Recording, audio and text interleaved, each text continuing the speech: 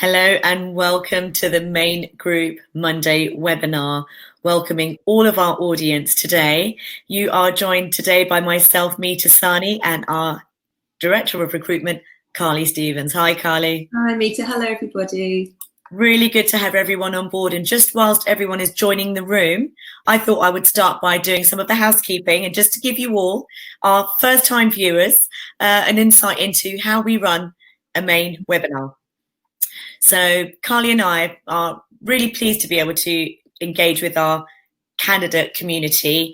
Our EAs are our partners in this journey. The Maine Group have been going for over 30 years, placing exceptional EAs into exceptional organizations. So today is so timely and so important that we can support you and guide you through these challenging and ever-changing times. So today's webinar is called the Evolution of Your Skill Set from EA to Business Partner.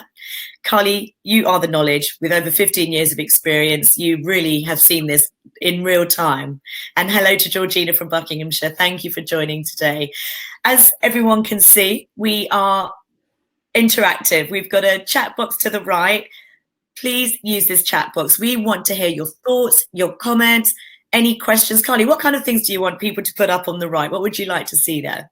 Absolutely. We do want it to be really interactive, and any questions that you've got at all, nothing is going to be too small. We'll answer any question. And the more questions we have, the more we can shape today to get you the information that you're looking for. Yeah, this session is about 30 to 40 minutes. And as Carly said, it very much is about giving you the content and information you need to either already evolve the journey you're in or take a step towards really evolving your role, making yourself essential in your organization. Hi to everyone. Really nice for you to say hi. And just wanted to say, so in this chat box, you can ask questions. You can say, I've got a specific situation. Carly and I will come up with real live examples of how you can approach the challenges you have. So after my little pre-intro, Carly's going to be talking to you a little bit about why us and why the Maine Group are the right partners for you in this journey. And then we're going to break it down into the role and evolution of the EA. We're going to talk about what your boss is thinking. So how have the business community evolved over the last 6 months? Carly and I really believe that what we've seen in the last 6 months is probably what was already happening in a way. So we're going to talk about what we know your bosses are saying, because we've been talking to a lot of organizations over the last few months. Also, we're going to talk to you about not just how to evolve, but how to identify the needs of your organization. That's going to be how to proactively identify business needs.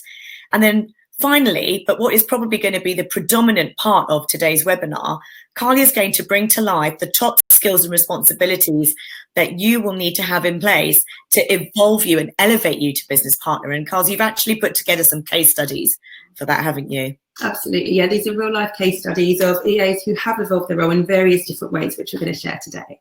Wonderful. So without further ado, let's get started. Oh, I have one more thing. Guys, we're doing a poll today. I thought that it would be really helpful to understand, as our audience and interactive today, what position you're in. And we're going to talk about it now at the beginning, and then we're going to have another look at the end to see how it's evolved. But wow, overwhelmingly, 91% of you want to or have already had to evolve your role. So that's really, really positive that we're hitting on something really important and relevant at this time. No one said no. So that suggests that everyone who is in work is having to or is considering this move. And we also have some of you who aren't in roles at the moment, but hopefully from attending today's webinar, you will get the skills that you can show how you can evolve and have a greater chance of finding that next role sooner than later. So let's get started. Over to you, Carls. Tell us what your experience working with the EA community has pulled you to this point today. Absolutely. First of all, I just want to say a massive hello to everybody for joining us today. It's really lovely to have so many of you with us.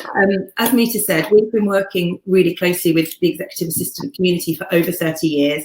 And we've been helping train and recruit and work really consultatively with EAs. And we also really do understand that EAs are the backbone of most organisations, and the role is hugely important.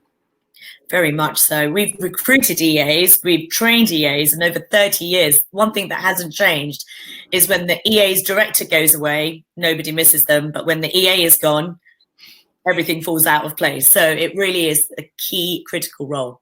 Absolutely. And it's evolved so much over the years, you know, hugely over the last 20 or 30 years, the EA role has changed a huge deal. But what we're really interested in today is how much it's changed in the last 6 months or so, sort of in a post-COVID world. I think it's probably fair to say that the EAs have really been the business superheroes of this pandemic. That you're the ones who've had to get everybody working from home on a minute's notice, getting everyone set up, maintaining all the communications, maintaining the status quo, and you're the one that everyone looks to ensure that it's all been seamless. Yeah, the cog in the wheel, so to speak. Absolutely. So EAs have been through a lot, and really, I think, in our experience, really stepped up. But that's not the only change. So obviously, EAs have found that with the lockdown, a lot of them have been home working where previously they weren't. I think probably about 30 to 40% of EAs had some level of home working, but a lot didn't. And what EAs tell us is that they did want it, but they weren't necessarily able to showcase that they could do it. And one real benefit of lockdown is that EAs have proven that they can work just as efficiently from home. And happily, a lot of organisations are stating that they're going to change their flex policies going forward. Yeah. And one of the things I've seen as well is that the position that an EA is in, they are dealing with often senior members of an organisation, so therefore have an ear to the corporate strategy of a world, but they are also often advisors and supporters of teams on the ground. So they have this really unique position of literally having eyes on the whole of an organisation. And this is going to put you in a very strong position to evolve to BP.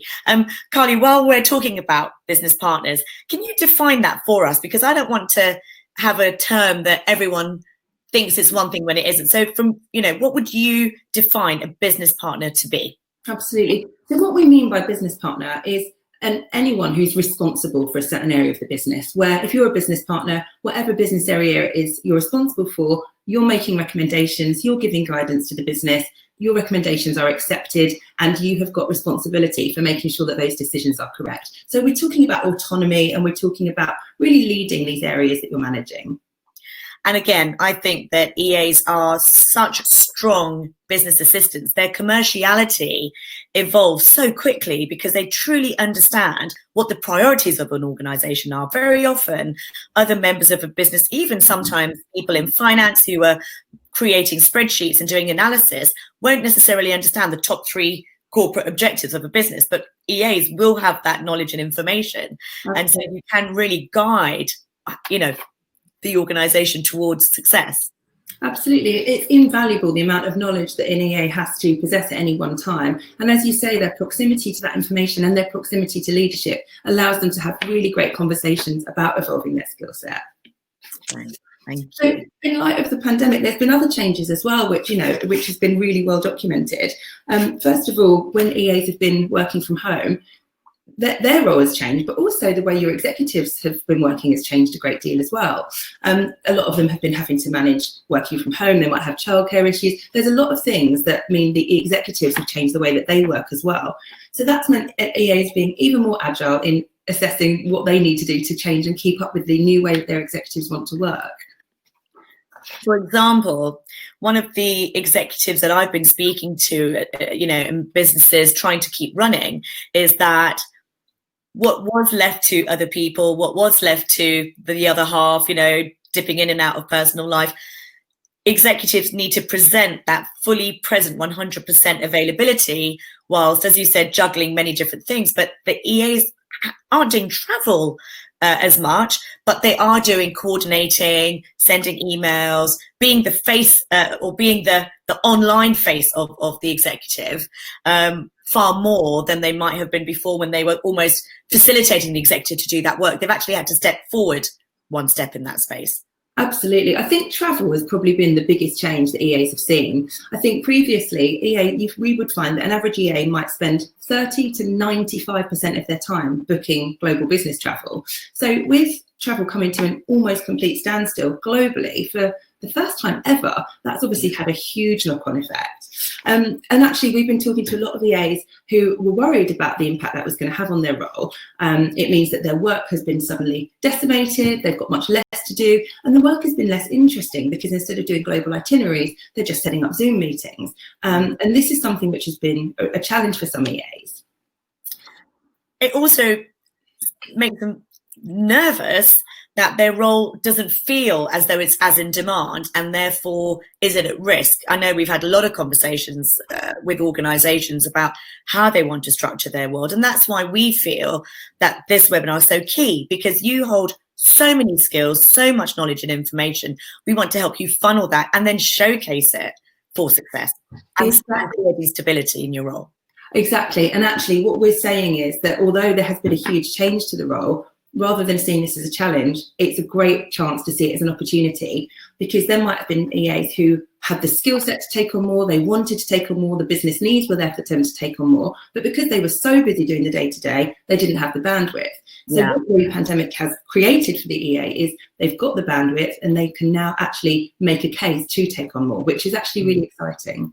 And action probably many things that they've noticed whilst they're working that need dealing with, but never actually had the time to do. So Stephanie has just commented that, yes, travel and expenses are almost non-existent now. Thank you for that, Stephanie. If anybody else has examples or can concur, just let us know in the chat box. We want to make sure that if there are areas that we're not aware of, that you can bring that to life, or that, you know, as a community, you are all going through similar things, which means that we can make sure we're answering the right questions, supporting you in the right way. Absolutely. So something that we've spoken about is obviously how EAs have had to evolve. What were your experiences, Carl? We you know, you and I were talking about the business community. We know, as you said, travel. Almost it feels as though with Zoom meetings, there's created almost more familiarity. So between different directors or different parties in businesses, whereas before an EA would have to front that communication and coordination, it feels almost that directors are talking to each other now. Is that something you've heard from the front line? Yeah, a lot of the time the coordination is more straightforward these days, so executives are doing it themselves. But again, that's another opportunity. So instead of an EA worrying about what that's going to mean for the role, it's a great way to look at it and say, this means there are more things that I can do. There are more ways I can actively get involved and showcase my talents. And what's been really interesting, and I think is really key here, is that smart EAs have already, we've got some case studies where EAs have already made a massive shift to their role in what is actually a really short timescale of all of these changes from happening. And I think it's a really interesting thing to think about, but the best way to predict the future is to create the future. And this is where the onus can be brought back on you, and you can start thinking about what it is that you want to start doing more of, and then having the conversations that can impact that and really taking control of your own destiny. Yeah, I love that. So we've got some comments. So Hannah has said she doesn't miss, travel has decreased and she doesn't miss it. And she's enjoying the other work that's picked up. That's fantastic. Likewise, Charlotte agrees. Working on business plans, that's fantastic, with directors and various roles, following up on various roles, working collaboratively. Yeah, brilliant. And Vicky, likewise, she hopes it carries on a bit and clients are happier to do video meetings. Yeah, execs' time will be less wasted. So much of what executives are having to do in this time is what they were doing before, but double.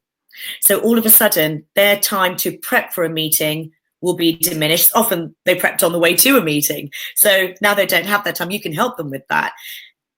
Decompressing from a meeting, debriefing, for you to take notes from that and to say, right, let's get that down. Let's get the next thing in the diary.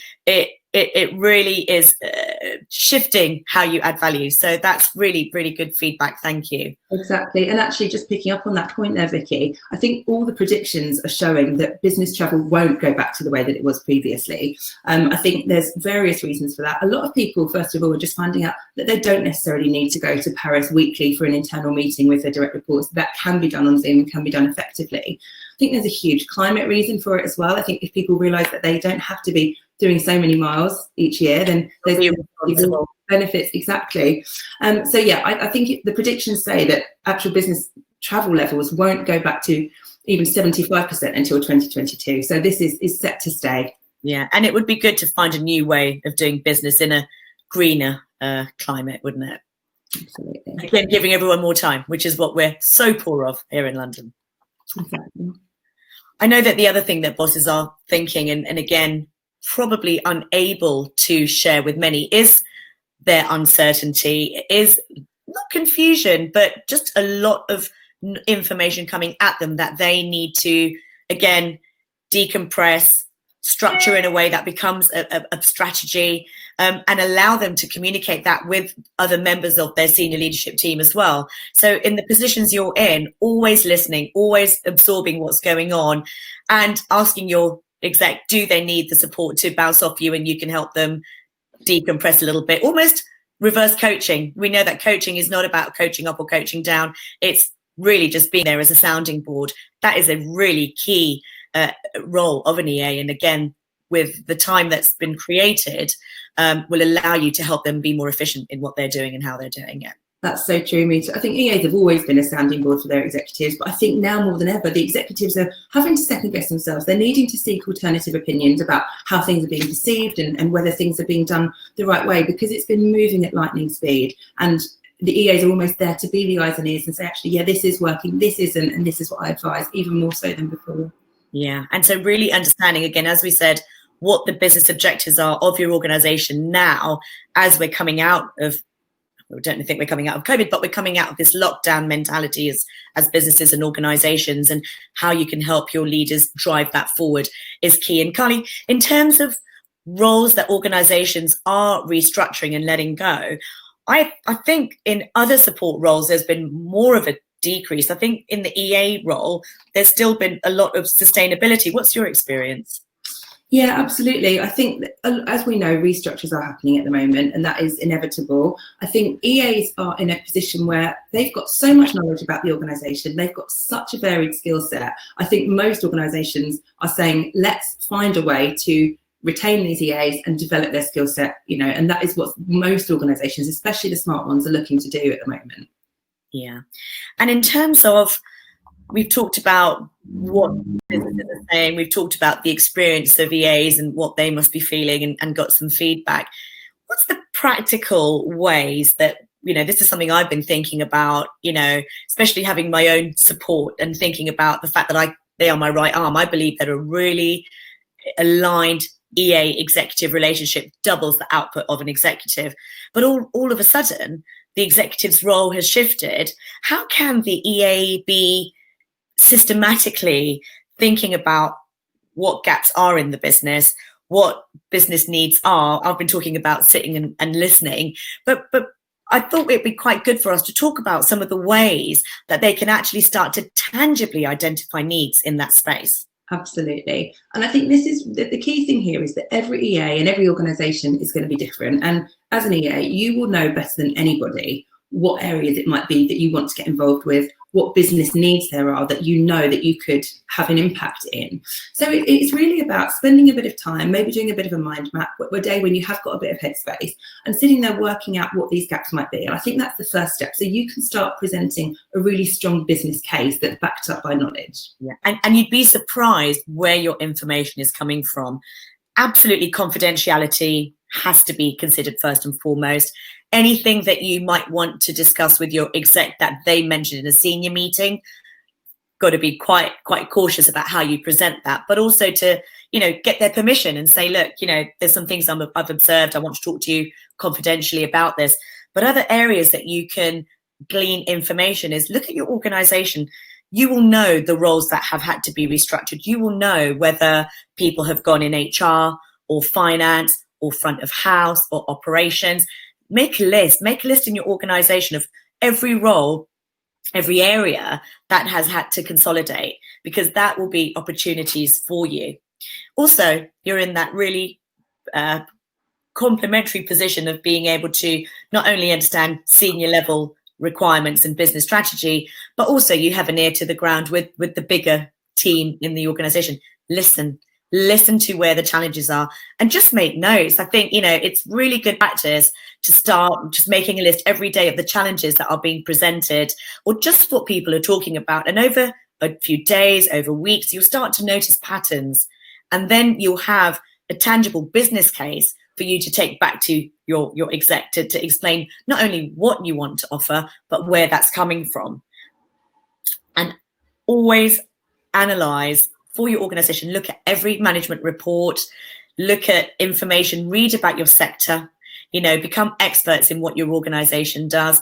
Make sure you understand the marketing that's going out there in your shop window, on your website. So really immerse yourself in what your organization does, so you can look from top down, which is that's what your execs are doing at all times, and you will have some knowledge, but to be able to position yourselves as somebody that can add value, it's really important to understand not only what the challenges are, but what the impact might be of that.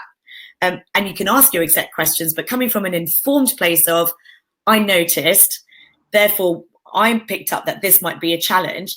Is that the case? Or are there other things that are going on that I'm not aware of? Because I'd love to help. That kind of conversation. Absolutely, exactly. It's exactly that. It's putting together a real case for, finding out the information, doing your research. It might not be something that's front of mind straight away. You might need to dig a little to find it. When you find it, you will know, and you'll have that light bulb moment. And it's then that you start thinking about leveraging your probably already great relationships with these executives and having really good conversations. And that all comes down to your communication style. We all know EAs are fantastic communicators, really capable of having difficult conversations, capable of sensing when is the right time to have a conversation. And so really tap into the skills that you've already got to plan then how you want to present your case, how you want to open up the dialogue around it. And most people we're finding are having really productive outcomes, because the business community are thinking about this. Your executives will be thinking about this, HR will be thinking about this. And if you can come up with a solution, saving them a job, that's just going to be even more empowering. Yeah. So Vicky has a comment here. Vicky says that is the biggest challenge. They have HR, they have marketing, etc. They have all those departments. So anything that she would want to take on or work on already has a team for that. Yeah. So Vicky, I understand that. I mean, this is where an organization has people in that space that could evolve, that could change. However, there will be other areas. There may be help they need in events and online social media planning. The exec may need more support in their corporate strategy. And keep listening, keep looking. One thing that we've seen in business and dealing with hundreds of organizations is what we took as final is never final. The only constant is change, and things will evolve. And it's really good that you're noticing where your interests lie, because this could be part of your career progression. And something that I think is really important for Carly and I to say now is that this isn't just something we're advising on because we want to help. We're advising because we have already been helping other organizations and other EAs with how to create this value in their organizations by aligning you to become more than an EA and evolve to a business partner. So different organizations will have different gaps, and that will then give you the opportunity. Exactly that. And Vicky, it is a challenge when you have got, departmental structures in place like that. There are still usually ways around it. It might be that these departments do need a bit of help. Most of the time at the moment, there is some department in the organisation that is overstretched. And it might be the way that your department interrelates with the marketing department or interrelates with the HR department about new starters to your team, for example. There's usually something where the departments intersect, where you can take on a little bit more. And it's one of these things that put it on your subconscious, keep thinking about it, and things will usually present themselves. And so often your exec may be responsible for an area where they are having to do meetings or taking feedback. It could be that they have a dotted line to marketing, and you could offer to almost be a conduit to that and to maybe attend some of the meetings in place of them and alternate where you can feed back to them. That could be a way of getting involved. They would be so grateful for your support and to give them that time back and without actually impacting on how they can add value. So even if it doesn't seem that there is a gap, you could create an opportunity for your exec to have more time working in that space and to become the link between the departments they're responsible for. Exactly. And the other option there is to look at maybe what other things your executive is doing that they can delegate down to you. He or she might have lots of things on their plate that they would love to delegate down to you. So if it's not interdepartmental, it might be a case of speaking to your exec and just having a really frank conversation with them about really blue sky thinking what more you could take from them. I know. I mean, I would love nothing more. And from time to time, we have these conversations of, you look like you're up to here with it. What can I do to help? And sometimes execs don't realize that you want to take on more, that you can do certain things. And they will, I think when you open that door, they will lean on you so much more and you'll become even more indispensable to them. The line between the two of you will start to blur. And that's when it's really powerful. Absolutely. Yeah, it's really interesting because I think your point there, Meeta, is key. If your exec doesn't know you've got this desire, they could actually be holding things back for all you know. So it's just keeping these lines of communication open. I've had senior executives say to me, I don't think my EA can take on anymore. I know she's so busy with all the changes. And I've spoken to the EA and she said, no, I want more. And that's when we've been able to facilitate those conversations. Yeah, that's brilliant. I'm just going to go to the chat room very quickly. So Corinne has said that's a very good point about finding gaps and also to identify areas that are challenging where you could add further value. And Hannah says that their intranet was bombarded with information since working from home began, and she was able to help across different departments. So you were, again, just absorbing that information. That's exactly the right way. So we have a comment from Attilia here. Let's just have a read of this. I hope I've said your name right, Attilia. It's a beautiful name. Let me know if I've got it wrong. Attilia says, in my previous job, I did evolve to a business assistant position for a property investment company, which I enjoyed for many years. Sadly, you were made redundant. I'm sorry to hear that. And you don't see many BA positions advertised. And when I applied for EA positions, even for property companies where I thought I had a lot to contribute, I was told that I didn't have sufficient experience in travel and events management. From our dialogue with companies, do we find execs are interested in having a business assistant, or do they mostly prefer EAs? And I'm glad I pronounced it right.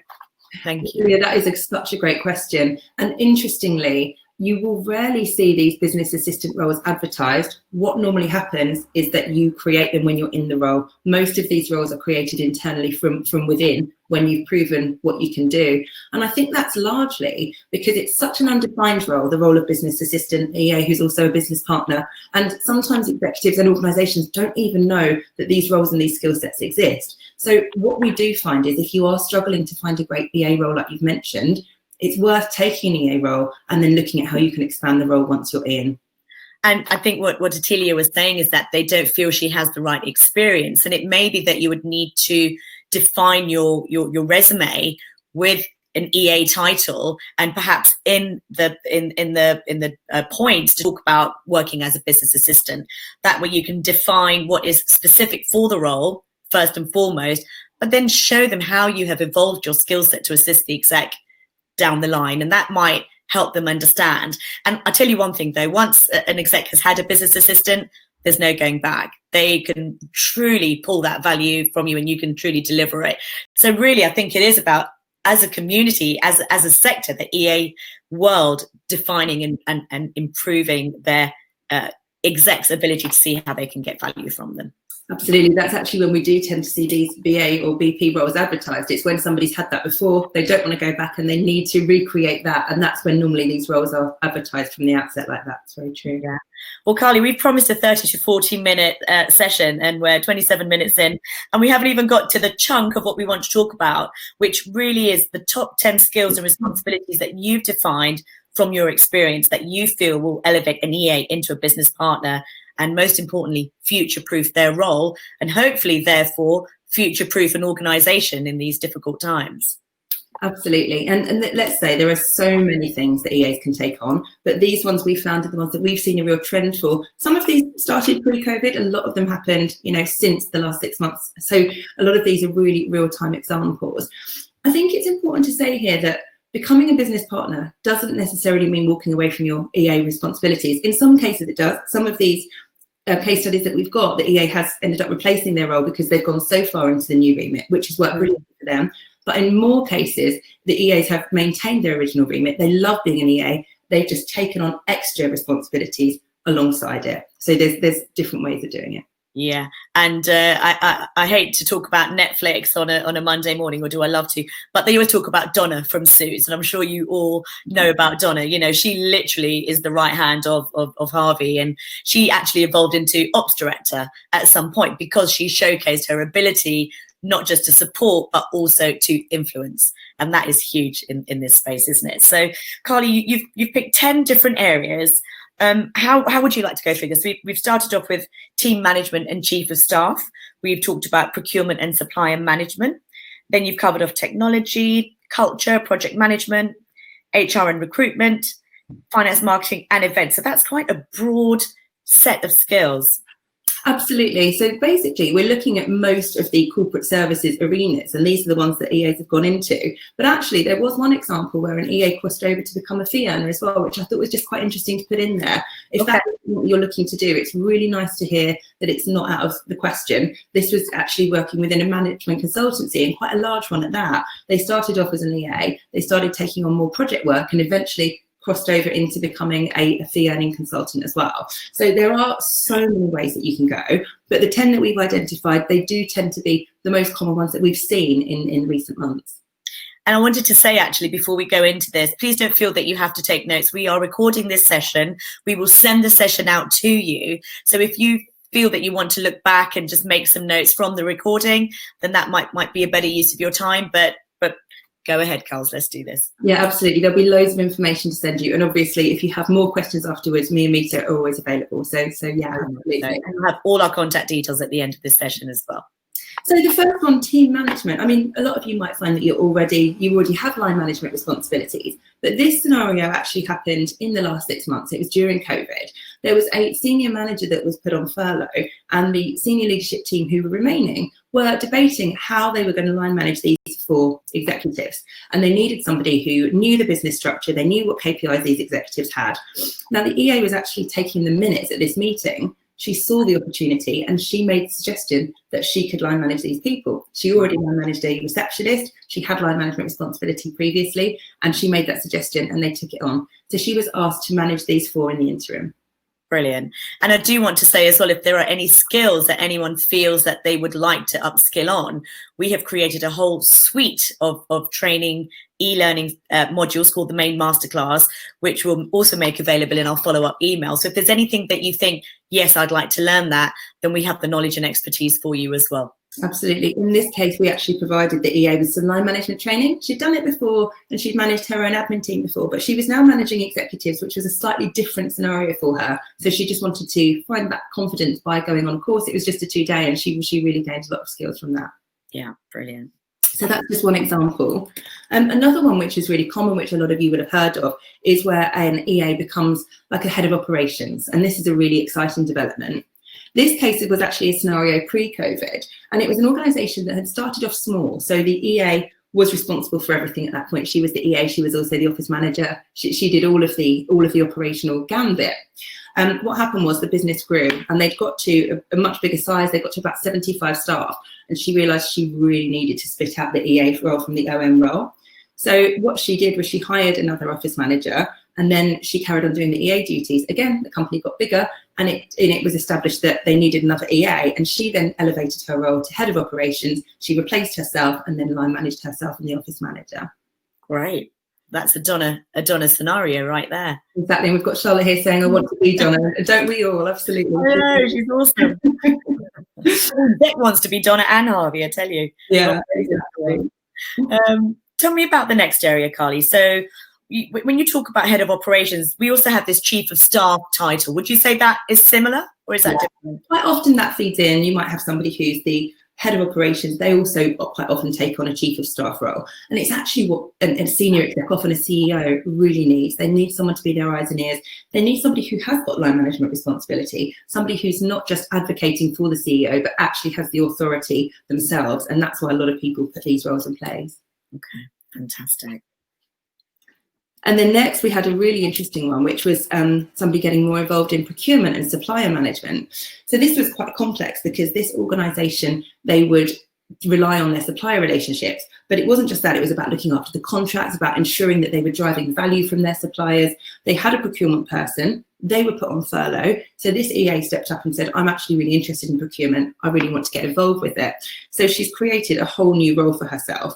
She's maintained her EA remit, but she's now also responsible for looking after all purchasing within the organisation and managing those relationships. And that is such a powerful position to be in, because you're looking after the finances of the organization. It's not an accountant role, but actually it's so influential. And when you can demonstrate how you have saved money or added value through these supplier relationships, you will really showcase your commerciality. And again, your exec will be super proud and super impressed if you can do that. Absolutely. Polly, just before we go on to your next example, we have a question from Attilia. So she's saying, sorry, don't apologize. We love the questions. You understand the idea of an EA evolving into a business assistant. What happens when these business assistants leave the company? Do they go back to advertising the position as an EA? Very few business assistant jobs are advertised. Sadly, Attilia, they sometimes do, because again, they don't think they're going to be able to find somebody that's done the role as well as the previous person has done it. It is such an undefined remit and it's not spoken about enough. So quite often they'll say, what are the basics? We need an EA, and then they grow from there, which is why sometimes it is a case of going in an EA role and then growing it from inside. Yeah. I hope that helps, Attilia. And Tatiana is asking whether a chief of staff, to become a chief of staff, would they need an HR or CIPD certification? That's a great question, Tatiana. And the answer is no. There's no hard and fast rules.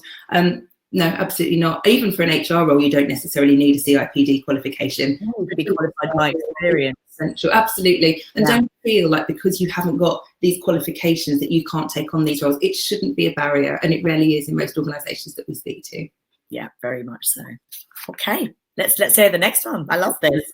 So the next one actually really links nicely with Tatiana's question, because this is all about HR. So again, this was an organisation, this was pre-COVID. The organisation, they were fairly small, and the EA looked after the HR side of things as part of her remit. When an organisation is normally up to about 25, 30 people, that's usually manageable in conjunction with the EA role. But the organisation grew and it kept on growing, and the EA and her executive had a conversation about the fact that they needed to put in place an in-house HR team. Yeah. The EA realised at that point that she didn't want to let it go. She'd found a real love and passion for the HR side of things. So she put forward a business case to say that she would like to become the HR person. And it was taken up. She had to do both roles initially, which was a real challenge because she'd been doing it already. She had to step up and set up a proper HR departmental infrastructure and carry on with her EE remit. And it was a lot of hard work for her. But she had the agreement with her executive that once she'd proven herself and that she could do the HR piece, she could then recruit to replace herself, which she did. And I think that is such a positive story of actually speaking what you're thinking and being honest and open, because I think every success or failure of a business relationship or an organization comes from communication. That is the predominant factor. So if you can, I always say you can say anything if you say it politely and professionally. So if you can put your case together and deliver that to your exec or the right people at the right time, there's endless opportunities. So that's really good to hear. Exactly. And in this case, she didn't have a CIPD qualification. It's something she's thinking about doing later down the line. She did do some HR skills training with us, which was more soft skills relating to HR, which she found hugely practical, but she doesn't have a CIPD, and it's something she's thinking about doing to underline her skill set, but it wasn't required for her. Yeah, it's amazing. Just by having the knowledge and understanding of the organization, being culturally aligned, understanding the vision and direction of an organization, you will already bring more expertise and knowledge than somebody they might hire externally. So don't forget how much you possess in terms of skills and expertise. Don't undermine, showcase, and we can help you with that. If you want to apply for a position, we can coach you through that. So don't be afraid to ask, that's how you get. Absolutely, absolutely. We've got another example here. This was a really great one. So this was an EA. He was working for a technology company. They were doing a lot of recruitment, and that recruitment for them actually ramped up in the last 6 months. It didn't slow down at all. They're a tech company. Nothing had changed for them, and they had this real need to bring in more people so they could grow. So he was really enjoying getting involved in setting up online recruitment platforms, really involved with setting up talent pooling and pipelining. And again, he has now taken on all of that internal recruitment role. At the moment, he's doing both the EA role still and the talent acquisition role. But he Sorry? I was saying, how busy is he? Is he able to manage it? He's getting to the tipping point now where he's probably going to need to replace one of the roles, but he wanted to prove himself, so he took on both of them and set up all the systems. It's been a really great case study, that one. That's fantastic. And something that I know you've been speaking to your recruitment focused EAs about is the masterclass offering around recruitment, how to attract the best talent. That's something that we've put together over this time because we understand that organizations don't always have an internal recruiter. Somebody in the organization, be it an EA, be it an exec, or be it a line manager, now have an additional set of responsibilities for hiring. And so what this series has done, it's up to 40 modules. It will help you attract and then retain and develop talent in your organization. So again, if you want to upskill, if you want to understand where your interests lie, then have a look at this masterclass. It might be something that really tickles your fancy and you think, yeah, this is where I want to be and how I can add more value. A lot of VAs are already involved in the recruitment process, and a lot of them are getting increasingly more involved. It doesn't mean you need to become an internal recruiter, but you might be the one responsible for arranging, logging, doing first round interviews. And the masterclass has really helped some of our EAs with that and given them that extra sort of underlining of their confidence. Yeah, well, previously our EA community were engaging us to do the recruitment for them. Now, because of the shift in budgets and the shift in responsibilities, they're engaging with us to help them do the recruitment, and that line will flow depending on the market conditions. So it's really good, and something I'm really proud of is that we can still offer that partnership and support. Absolutely, and it's been really nice to share our secrets with how we do it and just show everybody these basic skills that can be really powerful, actually. Yeah, I'm calling it our secret sauce that we're sharing. But so long as our partner organizations can go from strength to strength, that's when we're winning as well. So absolutely, love to help in that space. Fantastic. Run through the last one because I know we're running out of time. It's gone so quickly today. We had a really great case study where somebody took on much more of a finance role. She became the financial controller for their organisation, recruited to replace themselves. But there was another case where somebody just took it on and carried on doing their EA role as well as being office manager. So they were particularly busy. Wow. An interesting COVID example was an events role. So when COVID happened, all of the events this organisation were running got closed down. So their events manager was put on furlough, which was so common. Then the organisation decided, actually, we still need to do some form of events. We're going to move them to online events. The EA then started picking it up, taking it on, and she's now running with that responsibility as well and really enjoying it. Something she wanted to get involved with for a long time, but didn't have the bandwidth before. So that's a really nice one. That really is. And I think it showcases not only the ability, but the desire and the willingness to take on more than your 9 to 5 to show what you're capable of. And again, that will only demonstrate strength, commitment, and alignment culturally with the organization, which will make you even more indispensable. And that really is what we're trying to help everyone here, is to evolve their roles, future-proof their position in the organization, and as EAs, take yourself and your organization forward from strength to strength. That's what we want for all of our business community right now. So, Carly, thank you. Those case studies are both interesting, but also empowering and so inspirational, that there's so much opportunity for everyone here today. I think we've lost your visual there. Hello, I'm still here. Can you not see me? I couldn't see you. You're back now. Keeping you on your toes there, Carly. It's absolutely true. I think that the interesting message here is that EAs have already got an amazingly well-rounded skill set, probably a more well-rounded skill set than anyone else in the business community when you think about all of the skills that EAs have to draw on a daily basis. So actually a lot of these roles you can go into without any extra training. But having said that, because some of these roles are specialist skills, we do recommend, if you do feel like you need a bit of extra training, do it. And it can be quite light touch training. It doesn't need to be a 3-year CIPD course. It could just be a 2-day course with basics to line management, basics to marketing, anything that it is that you might want to pick up on and learn. And that, I think, is a really key to evolving your skills. You've already got the soft skills and it's just about underlining them. Absolutely. So before we wind things up today, we have some questions. So Charlotte has asked, do you have any tips for hosting, facilitating online events such as away days? So yes, we do. But Charlotte, why don't we pick this up afterwards? Please make sure that we have your mobile number, or call Carly or myself afterwards and we can talk you through that.